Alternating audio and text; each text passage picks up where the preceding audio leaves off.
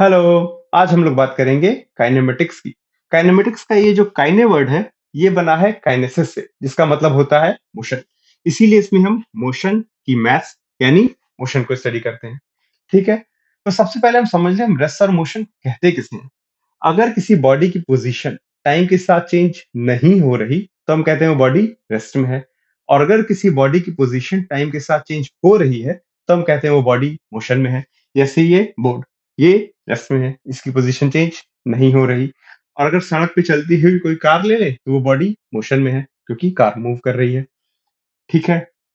अब जब हम रेस्ट और मोशन समझ गए हैं, तो ये और समझ लें कि ये जो स्टेट्स होती हैं रेस्ट और मोशन, ये हमेशा रिलेटेड टू पर्सन होती है, एक ऑब्जर्वर होती है। हमेशा एक ऑब्जर्वर होता है जिसके अकॉर्डिंग ये बॉडीज की स्टेट्स रेस्ट है या मोशन है।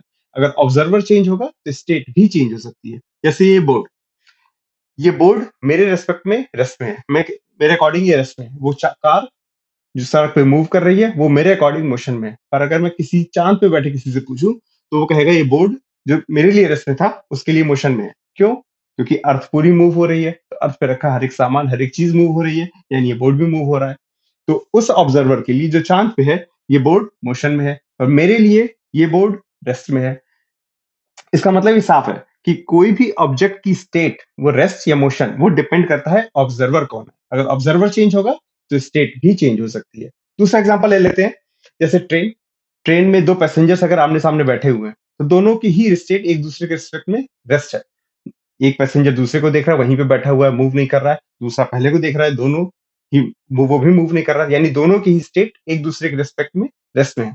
और अगर ट्रेन के बाहर किसी बैठे इंसान से पूछे कि उन दोनों की स्टेट क्या है, तो वो कहेगा दोनों मोशन में। ट्रेन मोशन में, ट्रेन के साथ साथ वो दोनों जो बैठे हुए पैसेंजर्स वो भी मोशन में। अगेन वही बात आ गई, दोनों पैसेंजर्स की स्टेट एक दूसरे के रिस्पेक्ट में रेस्ट में थी। मतलब ऑब्जर्वर्स जब पैसेंजर्स थे तो रेस्ट स्टेट थी। पर अगर ऑब्जर्वर ट्रेन के बाहर है तो दोनों की ही स्टेट मोशन में है। ठीक है। तो यहाँ पे ये बात क्लियर हो जाती है कि ऑब्जर्व की स्टेट रेस्ट है या मोशन, ये पूरी तरीके से डिपेंडेंट है ऑब्जर्वर कौन है। अगर ऑब्जर्वर चेंज होगा तो स्टेट भी चेंज होगी, स्टेट भी चेंज हो सकती है। चेंज होगी तो नहीं कह सकते। ठीक है। एक चीज और समझ लेते हैं कि जब हम ऑब्जर्वर के रेस्पेक्ट में सारी बात कर रहे हैं, स्टेट क्या है, रेस्ट या मोशन, तो जो हम मेजरमेंट्स करते हैं ये हमेशा एक ऑब्जर्वर के लिए होते हैं। एक फ्रेम ऑफ रेफरेंस हम चूज करते हैं जहां से हम सारे मेजरमेंट्स करेंगे और वहीं से सारे कैलकुलेशन करते हैं। जैसे अगर किसी की पोजीशन मेजर करनी क्या है और उसकी स्पीड क्या है, ये सारे मेजरमेंट्स हम एक फ्रेम ऑफ रेफरेंस से मेजर करते हैं। फ्रेम ऑफ रेफरेंस क्या है? आप एक एक्स वाई जेड एक्सिस अपनी कन्वीनियंस के अकॉर्डिंग चूज कर लो और वहीं से सारे मेजरमेंट करो। हम इसको डिटेल में आगे भी देखेंगे, अभी बस मैंने आइडिया दे दिया। एक फ्रेम ऑफ रेफरेंस वर्ड आप समझ लें क्या होता है। ठीक है। चलिए, अब जब हम मोशन को आगे पढ़ते हैं तो इससे रिलेटेड कुछ कॉन्सेप्ट्स हैं जिनको समझना जरूरी है। जैसे डिस्टेंस, डिस्प्लेसमेंट, स्पीड, वेलोसिटी वगैरह वगैरह। ठीक है। तो इन कॉन्सेप्ट्स को समझना बहुत जरूरी है। सबसे पहले जो दो इंपॉर्टेंट कॉन्सेप्ट्स है वो है डिस्टेंस और डिस्प्लेसमेंट। इसका हो सकता है आपको आइडिया पहले से हो, नहीं है तो अभी क्लियर हो जाएगा। डिस्टेंस और डिस्प्लेसमेंट।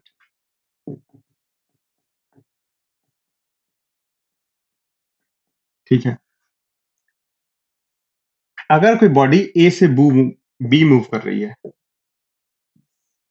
ऐसे मूव करी, तो डिस्टेंस होता है उस पाथ की लेंथ जिसपे मूव हुआ है। मतलब कि इस केस में डिस्टेंस होगा ये पाथ की लेंथ। और डिस्प्लेसमेंट होता है आपका नेट मूवमेंट कितना हुआ। ए से चला, बी मूव किया, बी मूव पहुंच गया, तो पोजीशन मूवमेंट कितना हुआ? ए इनिशियल था, बी फाइनल है, तो ए बी लेंथ। ये हो गया आपका डिस्प्लेसमेंट। नेट फाइनल मूवमेंट हुआ कितना है? ए पे था, बी पे पहुंचा, इनिशियल और फाइनल पोजीशन में डिफरेंस, ये हो गया डिस्प्लेसमेंट। ठीक है। डिस्टेंस जो होता है ये होता है स्केलर। स्केलर मतलब इसकी कोई डायरेक्शन नहीं है, केवल इस पाथ की लेंथ है। अगर इस पाथ में मूव करता तो ये भी एक डिस्टेंस होता। इस पाथ में मूव करता है ऐसे तो भी एक डिस्टेंस होता। अगर इसी पाथ में मूव करता, ए से बी के बीच की जो शॉर्टेस्ट पाथ है, जो कि डिस्प्लेसमेंट भी होता है, तो वो भी एक डिस्टेंस होता। डिस्टेंस मतलब कोई भी जिस भी पाथ पे चलेगा उस पाथ की लेंथ, मतलब कितना नेट चला है, कितना ट्रेवल किया है, वो डिस्टेंस है। डिस्प्लेसमेंट होता है वेक्टर। इसकी डायरेक्शन क्या होती है? इनिशियल से फाइनल की तरफ। इनिशियल पोजीशन ए थी, फाइनल पोजीशन बी है, तो डायरेक्शन होगी ये।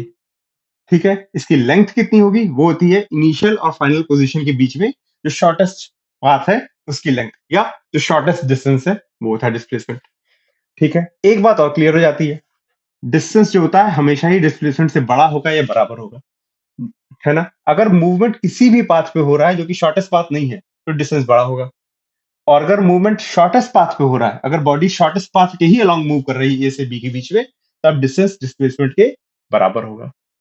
ठीक है, एक एग्जांपल ले लेते हैं और क्लियर हो जाएगा। जैसे एक सेमी सर्कुलर पार्क है, ये सेमी सर्कुलर है, एक ए पॉइंट है, एक बी पॉइंट है, यहां से एक पर्सन है जो कि वॉक करना स्टार्ट करता है और डायमेट्रिकली अपोजिट पॉइंट बी पे पहुंच जाता है। इस पार्क की रेडियस है 100 मीटर्स। ठीक है, तो उसका यहां से चला और इसे वॉक करते करते यहां पहुंच गया, तो इसकी डिस्टेंस और डिस्प्लेसमेंट पूछिए। डिस्टेंस क्या होगी, 100 × pi r, half of circumference, 100 pi 314 metres. Displacement क्या होगा, यहां था यहां पहुंच गया, 100 + 100 200 मीटर्स। यहाँ पे भी आपका डिस्टेंस ग्रेटर देन डिस्प्लेसमेंट आ गया, है ना। तो ये तो हो गया डिस्टेंस और डिस्प्लेसमेंट। अगर ये पूरा वॉक करके ऐसे सर्कुलर आर्क पे, सर्कुलर पाथ पे मूव करके फिर से यहीं आ जाता, तब डिस्टेंस कितना होता, 2πr = 200 पाई मीटर्स। डिस्प्लेसमेंट क्या होता उस वक्त, यहां से चला पूरा वॉक करके वापस यहीं आ गया, मतलब नेट मूवमेंट कितना हुआ, 0। यानी उस केस में डिस्प्लेसमेंट होता 0, डिस्टेंस होता 200 पाई यानी 628 मीटर्स। ठीक है, एक और एग्जांपल ले लेते हैं, सिंपल ही रखेंगे, अभी ज्यादा कॉम्प्लिकेट नहीं करेंगे। एक बार कॉन्सेप्ट्स क्लियर हो गए तब तो, अगर हार्ड एग्जांपल्स होंगे तो वो भी क्लियर हो जाएंगे, इजीली हो जाएंगे, लेकिन कॉन्सेप्ट्स क्लियर होने चाहिए। मान लेते हैं एक बॉडी ऐसे मूव करी,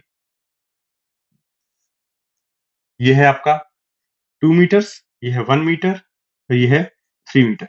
इसका डिस्टेंस और डिस्प्लेसमेंट पूछा है। यहां से चली ए और यहां पहुंची बी। अगर डिस्टेंस पूछा है तो 2 + 1 + 3, ये तो इजी है, 3 4 5 6 6 मीटर्स डिस्टेंस हो गया। डिस्प्लेसमेंट कितना होगा, डिस्प्लेसमेंट के लिए हमको थोड़ा सा कुछ करना पड़ेगा, है। ये 2 है, ये 3 है, तो ये भी 3 होगा नीचे का, यानी कि ये लेंथ कितनी होगी, 5 मीटर्स। ये 1 है तो ये भी 1 मीटर होगा। अब डिस्प्लेसमेंट क्या होगा, ये यहां से यहां A B length, A B = होगा स्क्वायर रूट ऑफ ये 5² + 1² 5² + 1² स्क्वायर रूट ऑफ 26 मीटर्स। अब वेक्टर है तो डायरेक्शन भी होगी, डायरेक्शन मान लेते हैं ये एंगल है थीटा, तब tan थीटा क्या होगा, tan theta perpendicular upon base, यानी कि 1/5, इन थीटा tan इनवर्स 1/5। ठीक है, तो इस तरीके से हमने यहाँ पे फिर से डिस्टेंस और डिस्प्लेसमेंट निकाल लिया। डिस्प्लेसमेंट वेक्टर है, उसका मैग्नीट्यूड भी होगा और डायरेक्शन भी होगी। ठीक है, चलिए आगे बढ़ते हैं। अब हमने डिस्टेंस और डिस्प्लेसमेंट समझ लिया है, तब नेक्स्ट जो कॉन्सेप्ट्स आते हैं जो कि इंपॉर्टेंट है वो है स्पीड, वेलोसिटी वगैरह। पहले हम स्पीड करते हैं, स्पीड समझते हैं क्या है। सबसे पहले तो ये समझ लें कि स्पीड जो होती है वो दो तरीके की होती है, एवरेज और इंस्टेंटेनियस। ठीक है, स्पीड आपने बचपन में कहीं ना कहीं सुना ही होगा, स्पीड = डिस्टेंस अपॉन टाइम, या डिस्टेंस = स्पीड इनटू टाइम, इस तरीके सुना होगा। जो चीज नहीं ध्यान दी या नहीं पढ़ी होगी, या ध्यान दी तो हो सकता है उतना क्लियरली नहीं ध्यान दिया, वो है कि ये जो स्पीड होती है, पूरा लिख देता हूं, ये स्पीड होती है एवरेज स्पीड, इंस्टेंटेनियस स्पीड नहीं होती। एवरेज स्पीड मतलब ओवर टाइम पीरियड, जब significant large amount of time period की बात करें, उस टाइम पीरियड के दौर में एवरेज क्या था। इसमें हम एक एक मोमेंट की डिटेल पे नहीं जाते, बीच में क्या हुआ इससे कोई मतलब नहीं रखते, केवल इनिशियल और फाइनल पोजीशन देखते हैं, और उसके इनिशियल और फाइनल स्टेट देखते हैं और उसके अकॉर्डिंग कैलकुलेशन करते हैं। जैसे मान लेते हैं आपकी एक ट्रेन है जो कि दिल्ली से स्टार्ट होती है, मुंबई पहुंच जाती है, और टोटल 1500 किलोमीटर डिस्टेंस है, 1500 किलोमीटर का डिस्टेंस है, और टाइम लेती है 20 आवर्स। ठीक है, तो हम एवरेज स्पीड कहेंगे V average is equal to 1500/20 is equal to 75 kilometre per hour. ठीक है, अब इस 20 घंटे में इसने 1500 किलोमीटर की डिस्टेंस चली, पर इसका मतलब ये थोड़ी है कि हर वक्त 75 की स्पीड थी। अगर एवरेज 75 है, कभी वो रेस्ट पे भी रहा होगा, कभी 100 से भी चला होगा, कभी 50 से भी चला होगा। इन सब चीजों को इग्नोर करते हुए अगर नेट देखें, 20 घंटे की journey, 1500 kilometre distance, total average speed क्या है ऑन एन एवरेज इस बड़े से टाइम पीरियड में 1500/20 यानी 75 किलोमीटर पर आवर। ठीक है, ये होता है एवरेज। एक और एग्जांपल देख लो, थोड़ा और समझ में आ जाएगा। जैसे क्रिकेट का मैच है, अगर उसमें 300 रन बनते हैं तो हम कहते हैं एवरेज रन रेट है 50 ओवर में 300 रन बने, तो हम कहेंगे 6 रन पर ओवर का रन रेट है एवरेज, या 1 रन पर बॉल आता है ये। 300 बॉल 300 रन, इसका मतलब ये तो नहीं होता कि हर बॉल पे 1 रन बनी होगी या हर ओवर में 6 रन बने होंगे। ऑन एन एवरेज इतना हुआ, कोई ओवर्स पे रन कम बने होंगे, किसी में ज्यादा भी बने होंगे, जो भी हुआ हो, नेट नेट 50 ओवर खेले गए, 300 रन बने, 6 रन पर ओवर यानी 1 रन पर बॉल का एवरेज रन रेट आया। यही होता है एवरेज, जिसपे आप डिटेल्स को इग्नोर कर देते हो, बस net over a time period net position net change क्या हुआ उसको देखते हो। नेट 300 रन बने, 50 ओवर थे, 6 रन पर ओवर का रन रेट है। नेट 1500 किलोमीटर डिस्टेंस चला, 20 आवर्स का टाइम लगा, 75 किलोमीटर पर आवर का एवरेज स्पीड है। इसको लिखते ऐसे, डिफाइन ऐसे कर सकते हैं, V average is equal to delta S upon delta T. ठीक है, डिस्टेंस कितना चला, टाइम कितना लगा, इसको ऐसे भी लिख सकते हैं, S T two minus S T one upon T two minus T one. अगर टी वन और टी टू दो टाइम पीरियड है, तो अगर डिस्टेंस ट्रेवल टी वन से टी टू के बीच में कितना होगा, एस टी टू तक में कितना डिस्टेंस, माइनस टी वन जहां जब स्टार्ट करना है, तो टी वन से टी टू तक में कितना डिस्टेंस होगा, S T two minus S T one upon T two minus T one. ठीक है, ये तो होगा ये आपकी एवरेज स्पीड। अब इंस्टेंटेनियस स्पीड समझ लेते हैं। एवरेज हमने देख लिया, एक उसके पहले इंस्टेंट मतलब क्या होता है ये समझ ले। हमने एवरेज स्पीड देखा, वी एवरेज को डिफाइन किया गया है delta S upon delta T से। यहाँ डेल्टा टी एक टाइम पीरियड है, एक सिग्निफिकेंट टाइम पीरियड। अगर मैं कहूं मैं डेल्टा टी को बहुत छोटा कर दूं, इतना छोटा कि एक निग्लिजिबल हो जाए, ऑलमोस्ट जीरो हो जाए, तो उसको हम एक इंस्टेंट की तरह कह सकते हैं, यानी कि बहुत छोटा टाइम पीरियड। एक इंस्टेंट क्या होता है, एक मोमेंट, एक मोमेंट मतलब बहुत ही छोटा time period, almost zero, negligible time period. यानी कि अगर ये टेंड्स टू जीरो हो जाए तो ये हमारा एक इंस्टेंट की तरह होगा। इंस्टेंटेनियस स्पीड फिर बन जाती है v instantaneous is equal to limit delta T tends to zero delta S upon delta T. यानी कि अगर टाइम पीरियड सिग्निफिकेंट है तो हमको एवरेज स्पीड मिलेगी, और अगर टाइम पीरियड ऑलमोस्ट जीरो है, बहुत छोटा है, तब जो स्पीड मिलती है उसको हम इंस्टेंटेनियस स्पीड कहते हैं, एक मोमेंट की स्पीड। ये कितना छोटा मोमेंट होता है कि इसमें हम कह सकते हैं स्पीड चेंज ही नहीं हुई, इतना छोटा मोमेंट था। मतलब ऑन एन उस छोटे से टाइम पीरियड में स्पीड में कोई वेरिएशन नहीं, अगर अगर है तो हम उसको इग्नोर कर सकते हैं फॉर ऑल प्रैक्टिकल पर्पसेस। तो उस छोटे से इंस्टेंट में, छोटे से मोमेंट में, छोटे से टाइम पीरियड में जो एवरेज स्पीड है वही इंस्टेंटेनियस स्पीड आई। एक तो ये क्या लिखा हुआ है, is equal to limit delta T tends to zero V average. ये लिखा हुआ डेल्टा अपॉन डेल्टा टी क्या होता है, वी एवरेज। तो limit delta T tends to zero V average. अगर एक टाइम पीरियड बहुत छोटा हो तो एवरेज स्पीड जो है वही इंस्टेंटेनियस स्पीड हो जाती है। ठीक है, अब ये चीज जो है ये होती है आपकी ds अपॉन dt। ये मैंने डिफरेंशिएशन के वीडियो में डिटेल में कवर किया है कि किस तरीके से ये फर्स्ट डेरिवेटिव है s का विद रिस्पेक्ट टू t। तो ये ds बाई dt है, डिटेल में डिफरेंशिएशन की वीडियो में कवर किया है। यहाँ पे मैथमेटिकली इस चीज को ऐसे लिखा जाता है, ऐसे समझ लेते हैं, limit delta T tends to zero delta s upon delta t is ds upon dt। लेकिन कंडीशन है delta T tends to zero, बहुत छोटा होना चाहिए। ठीक है, चलिए एक एग्जांपल ले लेते हैं और क्लियर हो जाएगा। Average speed, instantaneous speed. मान लेते हैं हमको एक रिलेशन दिया गया है, s is equal to 2t square करके। ये आपका डिस्टेंस टाइम रिलेशन है। ठीक है, मतलब कि यहाँ S0 क्या है? 0, t की वैल्यू 0। S1 क्या है? 2, ये मीटर्स में मान लेते हैं, 2 मीटर। S2 क्या है? 8 मीटर्स। S3 क्या है? 18 मीटर्स। ठीक है, इसका मतलब है 0 पर 0 मीटर चला था, टाइम 0 पे। t इक्वल टू 1 सेकंड पे 2 मीटर चला, t इक्वल टू 2 पे 8 मीटर चल चुका है, t इक्वल टू 3 पे 18 मीटर चल चुका है। तो ये distance with respect to time, ये रिलेशन है। इसका अगर हम ग्राफ प्लॉट करें तो इस तरीके से देखिएगा, कुछ ऐसा होगा। ये t हो गया, रिलेशन कोई भी हो सकता है, इन जनरल हम पढ़ रहे हैं। डिस्टेंस ऐसा होगा, ऐसा कुछ होगा। यहां कहीं पे आपका t इक्वल टू 0 है, यहां कहीं पे आपका t इक्वल टू 1 है, और यहां कहीं पे t इक्वल टू 2 है, यहां कहीं पे t इक्वल टू 3 है। t इक्वल टू 0 पे डिस्टेंस कितना चला?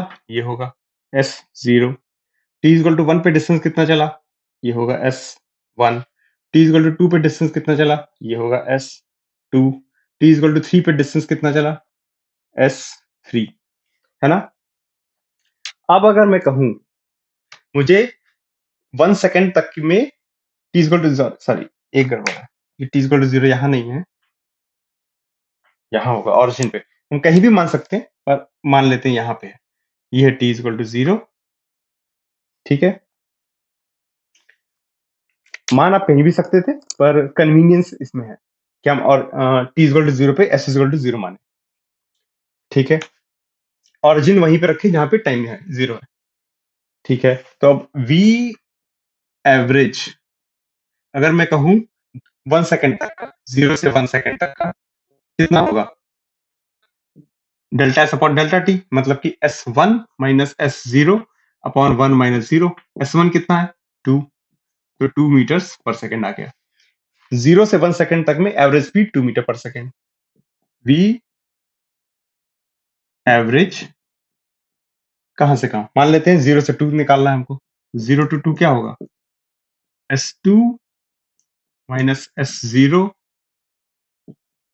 Upon 2 minus 0 is equal to, S2 कितना है? 8 minus 0 upon 2 is equal to 4 metre पर सेकंड। तो 0 से 2 तक का भी एवरेज आ गया, इस तरीके से निकाल लेंगे, ठीक है। 1 से 3 तक का एवरेज, v एवरेज 1 से 3 is equal to S3 minus S1 upon 3 minus 1 is equal to S3 कितना है? 18 minus S1 2 upon 2 is equal to 8 metre पर सेकंड। 16 बाई 2 8 मीटर पर सेकंड, ठीक है। तो इस तरीके से आप एवरेज स्पीड निकाल सकते हो अलग अलग टाइम पीरियड की। इसी को दूसरे तरीके से अगर समझें, मान लेते हैं 2 पॉइंट्स हैं, एक ये है t is equal to t1, इस पर डिस्टेंस चला था s t1, ठीक है। दूसरा पॉइंट है आपका ये है t is equal to t2, इस पर डिस्टेंस चला मान लेते हैं s t2, ठीक है। अब अगर इन दोनों पॉइंट्स को ज्वाइन कर दें, ये a है, ये b है, तो ए बी को पार्ट को देखें अगर, तो अगर हमको T1 से T2 तक का एवरेज निकालना है, अगर V एवरेज T1 से T2 निकालना है, तो क्या आएगा? Delta S upon delta T, यही पढ़ा है। डेल्टा एस इसमें कितना होगा इस टाइम पीरियड में, T1 से T2 में? ये ट्राइंगल है, डेल्टा एस है। जब A से B गया तो डिस्टेंस कितना था? डिस्टेंस था ST2 माइनस ST1, जो कि ये लेंथ होगी BC, है ना। ABC is equal to BC upon time T2 minus T1। T2 minus T1 कितना है? इतना। T2 माइनस T1, ये यानी कि length AC is equal to, अगर ये एंगल अल्फा है तो ये tan अल्फा भी हो गया। tan alpha is equal to perpendicular upon base, मतलब कि A और B पॉइंट्स अगर हम बना लें और उसमें एवरेज स्पीड हमको निकालना हो, तो average speed is delta S upon delta T. वही चीज अगर मैं ऐसे ट्राइंगल बना लूं A और B को ज्वाइन करता हुआ राइट एंगल ट्राइंगल, तब delta S upon delta T is also tan alpha, ठीक है। tan alpha BC upon AC। तो अगर मुझे अल्फा एंगल पता है तो भी मैं स्पीड निकाल सकता हूं, नहीं तो delta S upon delta T तो है ही। ठीक है, ये तो हो गया आपका एवरेज स्पीड। अब इंस्टेंटेनियस स्पीड समझ लेते हैं। इंस्टेंटेनियस स्पीड होता है, हमने पढ़ा कि delta T tends to zero,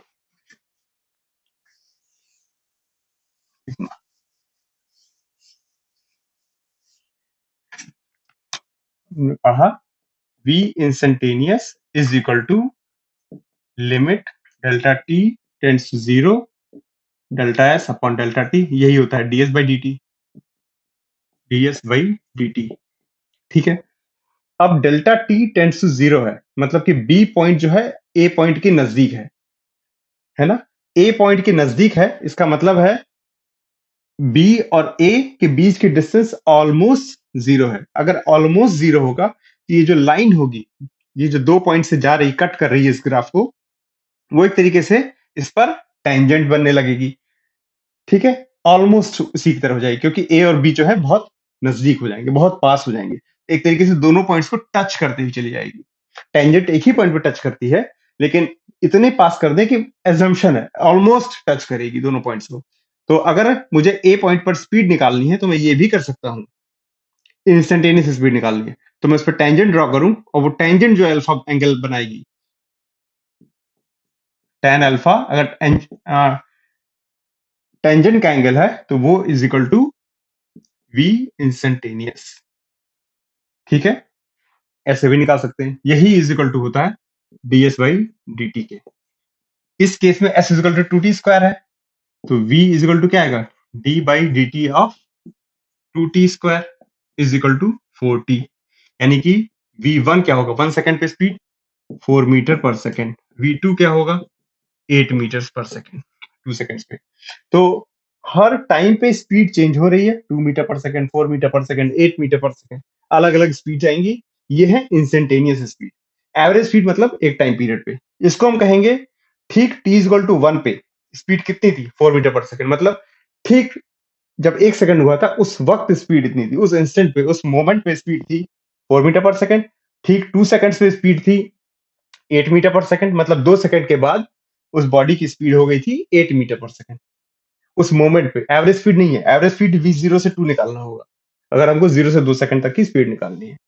ठीक है, तो ये हो गया आपका एवरेज और इंस्टेंटेनियस स्पीड। अगर आपको डिस्टेंस और टाइम के बीच का रिलेशन पता है तो कैसे एवरेज स्पीड निकालनी है, कैसे इंस्टेंटेनियस स्पीड निकालनी है। ठीक है, चलिए आगे बढ़ते हैं। अब नेक्स्ट कवर कर लेते हैं, अगर आपको स्पीड और टाइम के बीच का रिलेशन पता है तब डिस्टेंस कैसे निकालना है। ठीक है, अगर स्पीड और टाइम के बीच का रिलेशन पता है तब डिस्टेंस कैसे निकालना है। अभी हमने देखा अगर डिस्टेंस और टाइम के बीच का रिलेशन पता है तो स्पीड कैसे निकालते हैं, एवरेज इंस्टेंटेनियस दोनों। अब हम उल्टा करेंगे, मान लेते हैं स्पीड टाइम रिलेशन जो है वो इस तरीके से v is equal to two T metre पर सेकेंड, यानी कि v जीरो क्या है, at T equal to zero speed क्या है 2 मीटर पर सेकेंड, एट v1 क्या है टू एट वन टू, ये हो गया 0 मीटर पर सेकेंड, ये हो गया 2 मीटर पर सेकेंड, v2 कितना हुआ 4 मीटर पर सेकेंड, इस तरीके से। ठीक है, अब ज, अगर हमको स्पीड और टाइम का रिलेशन दिया है और हमको डिस्टेंस पूछा है या डिस्टेंस निकालना है तो हम कैसे करते हैं। सबसे पहले तो एक जनरल समझ लेते हैं, फिर देखते हैं। ये हो गया स्पीड आपका, ये हो गया टाइम। मान लेते हैं ग्राफ ऐसा बनेगा, कोई स्पीड हो, ये इसका ग्राफ नहीं है, ये एक एग्जांपल लिया था मैंने। इन जनरल मान लेते हैं कोई ग्राफ ऐसा बनता है स्पीड और टाइम का, कुछ भी हो सकता है। अगर ऐसा ग्राफ है तो मान लिया कि इस पे एक पॉइंट है, या क्लैरिटी के लिए थोड़ा अलग बना देता हूं, इससे कोई फर्क नहीं पड़ेगा, लेकिन ऐसा है। ठीक है, मान लिया एक पॉइंट है T1, ये स्पीड टाइम ग्राफ, ये पॉइंट है आपका T1। ठीक है, इस पॉइंट पर स्पीड थी v1। ठीक है, यह इंस्टेंटेनियस स्पीड इस पॉइंट पे। अब क्योंकि ये इंस्टेंटेनियस स्पीड है, यानी कि इस पॉइंट पे, इस मोमेंट पे स्पीड है v1, अगर मैं एक डेल्टा टी टाइम कंसीडर करूं, ऐसा डेल्टा टी टाइम बहुत छोटा टाइम कंसीडर करूं, तो मैं कह सकता हूँ कि इस छोटे से टाइम में, क्योंकि ये मोमेंट है, एक इंस्टेंट की तरह बहुत छोटा है, स्पीड चेंज नहीं हुई। यही हमारे इंस्टेंटेनियस स्पीड की डेफिनेशन भी है एक तरीके से, कि वो इतना छोटा टाइम पीरियड है कि स्पीड चेंज ही नहीं हो रही, या हो रही है तो प्रैक्टिकल पर्पजेज से निग्लिजिबल है। तो इस छोटे से टाइम पीरियड में कितना डिस्टेंस ट्रेवल करेगा, वो होगा delta S one is equal to V one delta T. इस छोटे से टाइम पीरियड में स्पीड इंटू टाइम, स्पीड हो गया वी वन, टाइम हो गया डेल्टा टी, तो वी वन डेल्टा टी। ठीक है, ऐसा ही एक और पॉइंट मैं यहां भी ले सकता हूं। ये मान लेते हैं टाइम है फिर से t2, और इस पॉइंट पर स्पीड है इंस्टेंटेनियस स्पीड v2। ठीक है, अब मैं फिर से डेल्टा टी टाइम कंसीडर करूं, ये हो गया डेल्टा टी। अब क्योंकि ये टाइम यहाँ पे लग रहा है बड़ा है डेल्टा टी, सिग्निफिकेंट है, पर एक्चुअली केवल बनाने के लिए बड़ा है, कैलकुलेशंस के लिए एक्चुअली बहुत छोटा है, निग्लिजिबल है, ऑलमोस्ट जीरो। ये दोनों ही टेंड्स टू जीरो है। ठीक है, इसमें स्पीड जो होगी, डिस्टेंस ट्रेवल्ड होगा, delta S two is equal to होगा उसी तरीके से वी टू डेल्टा टी। यहाँ पर स्पीड इंटू टाइम, टाइम है डेल्टा टी, और इतना छोटा टाइम पीरियड है कि स्पीड चेंज हुई ही नहीं, मान लेते हैं इतना छोटा टाइम है, तो delta S two is equal to V two delta T. यानी कि मुझे अगर टी वन से लेकर के टी टू तक का निकालना हो टोटल डिस्टेंस, तो मैं कहूंगा delta S is equal to V one delta T plus V two delta T plus and so on up to V N delta T, अगर मेरे एन ऐसे छोटे छोटे से टाइम पीरियड्स बनते हैं। ठीक है, चलिए, अब अगर ध्यान दो एक बात को, तो वी वन डेल्टा टी क्या है, ये एरिया, एक्चुअली ये रेक्टेंगल का एरिया है ना। वी टू डेल्टा टी क्या है, इस रेक्टेंगल का एरिया। एक चीज जो हमने इग्नोर कर दी वो है ये ऊपर का एरिया, दोनों ही केसेस में। एक्चुअली ये ठीक रेक्टेंगल नहीं है, क्योंकि डेल्टा टी है और एक कर्व है, इसलिए इसको अगर जूम करो तो ऐसा बनेगा। जो वी वन डेल्टा टी होगा वो हमारा होगा ये रेक्टेंगल का एरिया, है ना। और ये जो ऊपर का रेक्टेंगल का एरिया, ऊपर का रेक्टेंगल, ये जो ट्राइंगल की तरह है, ये एरिया हमारा छूट जा रहा है इस पूरे, जब हमने V one delta T plus V two delta T किया। ये सारे छोटे छोटे रेक्टेंगल्स के एरिया तो मिल जाएंगे, लेकिन ये ऊपर का हमारा छूट जाएगा। एक और चीज ध्यान दे देते हैं, जो हमारा टाइम पीरियड है वो है टी वन से टी टू, है ना। यानी कि अगर मैं कहूं कितने रेक्टेंगल्स बनेंगे, एन की वैल्यू कितनी होगी, तो एन जो होगा वो होगा T two minus T one upon delta T. और जैसे जैसे delta T tends to zero है, ये नंबर, जैसे ये नंबर डिवाइड बाय जीरो की तरफ जाएगा। ठीक जीरो नहीं है, ऑलमोस्ट जीरो है, तो ये नंबर बहुत बड़ा होता जाएगा, टेंड्स टू इन्फिनिटी होता जाएगा। यानी कि इस चीज को ही हम ऐसे भी लिख सकते हैं, delta S is equal to sigma V I delta T, I is equal to one to N, लेकिन एन टेंड्स टू है इन्फिनिटी, है ना। कितने रेक्टेंगल्स बनेंगे, infinite, almost infinite, T two minus T one. और एक चीज और ध्यान दो, तो ये जो रेक्टेंगल का एरिया, जो ये जो ट्राइंगल का एरिया जिसको हम कहते हैं छूट जा रहा है, ये जब डेल्टा टी ऑलमोस्ट जीरो होगा, जब ऑलमोस्ट जीरो होगा, तो ये जो ट्राइंगल है एक तरीके से ऑलमोस्ट बहुत छोटा हो चुका होगा, क्योंकि दोनों पॉइंट्स बहुत पास होंगे, ऐसा हो जाएगा, और भी पास। तो ये इसको हम इग्नोर कर सकते हैं, निग्लेक्ट भी कर सकते हैं, इतना छोटा हो जाएगा। ठीक है, क्योंकि ये डेल्टा टी जो है ऑलमोस्ट जीरो है, बहुत एकदम पास में, तो ये ऊपर का एरिया ऑलमोस्ट जीरो है। उस केस में ये जो छोटे छोटे से रेक्टेंगल इतने बड़े दिख रहे हैं, वो एक ऑलमोस्ट एक लाइन की तरह होंगे, ऐसे। ठीक है, तब हम इस, जब ये n टेंड्स टू इन्फिनिटी है, तो इसी चीज को दूसरे फॉर्म में रिप्रेजेंट करते हैं मैथमेटिकली। इसको लिखते हैं डेल्टा एस बन जाएगा आपका s is equal to integration t1 से t2 तक। यहाँ पे 1 टू n सम कर रहे थे, तब t1 से t2 इंटीग्रेट करेंगे, v, ये डेल्टा t बन जाता है dt। डेल्टा t जो कि जब टेंड्स टू जीरो है तो उसको हम dt से रिप्रेजेंट करते हैं, v dt इंटीग्रेट कर दो t1 से t2। यही होता है आपका ये area under the curve, integration से आता है। और यहाँ पे हमने जब एक एक रेक्टेंगल का एरिया जब हम सम कर देंगे यहाँ पे, तो हमको यही एरिया तो मिल जाएगा। और क्योंकि delta T tends to zero है, तो ये जो ऊपर का इग्नोर भी किया है, ये ऑलमोस्ट जीरो की तरह है, हर बात, हर छोटे छोटे से ट्राइंगल का एरिया ऑलमोस्ट 0 है, हमको एक तरीके से पूरा कर्व का एरिया मिल गया। जब ये पूरा कर्व का एरिया ही एक तरीके से डिस्टेंस है, तो distance is equal to integration from T1 to T2 VDT, जो कि आया आपका, अगर आपको स्पीड टाइम रिलेशन पता है तो इंटीग्रेट करके आया। ठीक है, इस केस के लिए एस क्या आएगा, S is equal to integration from 2t dt, T1 से T2 तक, is equal to 2 integration of t dt, जो कि होता है t स्क्वायर बाई 2, T1 से T2, 2 cancel out, is equal to T2 square minus T1 square, metres में आएगा, सब कुछ मीटर्स में। ठीक है, तो अगर आपको स्पीड टाइम रिलेशन पता है तो कोई भी ग्राफ हो, यहाँ पे तो मैंने ये अलग एग्जांपल लिया था, लेकिन ग्राफ जनरल है, कोई भी स्पीड टाइम रिलेशन हो तो डिस्टेंस कैसे निकालना है, स्पीड टाइम जो ग्राफ होगा उसका टाइम एक्सिस के साथ, जो जो हॉरिजॉन्टल टाइम एक्सिस है उसके साथ area enclose, v distance speed into time, speed time graph पता था तो distance is area enclose by the graph. और जब हमको डिस्टेंस टाइम रिलेशन पता था, जैसे पिछले वाले एग्जांपल में S is equal to 2t square, तब स्पीड कैसे निकाली थी हमने, उसको डिफरेंशिएट करके, यानी कि वो स्लोप से आ रहा था, उस ग्राफ का स्लोप हमको डिस्टेंस स्पीड देता था, और स्पीड टाइम ग्राफ में एरिया हमको डिस्टेंस देता है। ठीक है, चलिए, तो आज हमने देखा स्पीड क्या होता है, एवरेज इंस्टेंटेनियस, हमने डिस्टेंस डिस्प्लेसमेंट सीखा, हमने फ्रेम ऑफ रेफरेंस देखा, हमने रेस्ट और मोशन के कॉन्सेप्ट्स को भी समझ लिया। नेक्स्ट अभी और भी कॉन्सेप्ट्स हैं, जैसे velocity, acceleration, motion in one dimension को हम डिटेल में स्टडी करेंगे। ये सब हम धीरे धीरे और भी वीडियोस में आगे कवर करेंगे। Okay, thank you for watching.